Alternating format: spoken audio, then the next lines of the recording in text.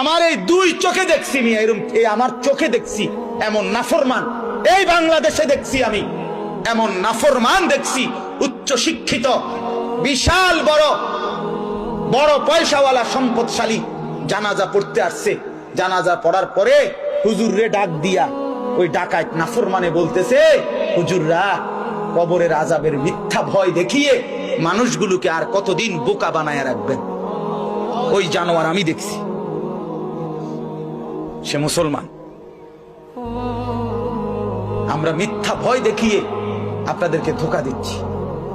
আমরা ভাতের অভাবে ভিক্ষা করতে আপনাদের এখানে আসছি না? ভাতের অভাবে আসছি তো কেরানীগঞ্জ। আমার এলাকায় ভাত কম পড়ে গেছে তো না?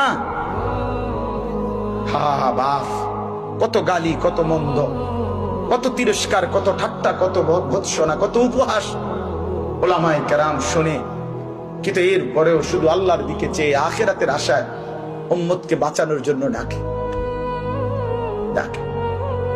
আমরা সূরা ইয়াসিনের মধ্যে আছে হাবিবে নাজ্জার, আল্লাহর এক ইমানদার বান্দা, একজন, পুরা কওম মুশরিক কাফের ছিল। 3 জন রাসূলের দাওয়াতে একজন মাত্র লোক ঈমান আনছিল।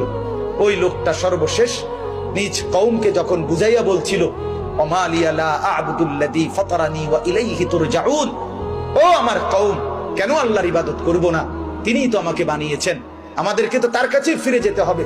এভাবে অনেকগুলো উপদেশ দেওয়ার পর ওই নাফরমান জাতি, ওই নাফরমান কওম, সূরা ইয়াসিনে আছে, ওই নাফরমান কওম বাজারের মধ্যে সমস্ত মানুষ ঘেরাও দিয়া দইরা আল্লাহর ওই ইমানদার বান্দাকে লাথি দিতে দিতে, পুরা বাজারে একজনের পর একজন লাথি দিতে দিতে ওনাকে শহীদ করে ফেলছে। খোদার কসম, তাফসীরে আছে ওই আল্লাহর বান্দা ইমানদার যতবার ওনাকে লাথি দিছে, মৃত্যুর পূর্বে, শাহাদাতের পূর্বে, প্রত্যেক লাথিতেই উনি একবার বলছে, আল্লাহুম্মা হদি কওমি, মাওলা আমার জাতিকে হেদায়েত দিয়ে দেন,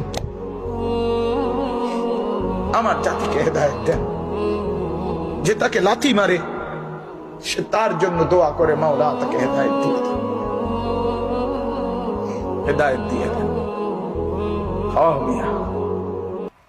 তাফসীরের মধ্যে আছে নূহ আলাইহিস সালাম 950 বছর যে দাওয়াত দিয়েছেন, অসংখ্যবার ওনার কওম, ওনার সম্প্রদায় ওনাকে মেরে রক্তাক্ত করে পুরা চেহারা ভাসিয়ে বেহুশ অবস্থায় টাইনা ধইরা রাস্তার পাশে এনে ফেলে রাখতেন।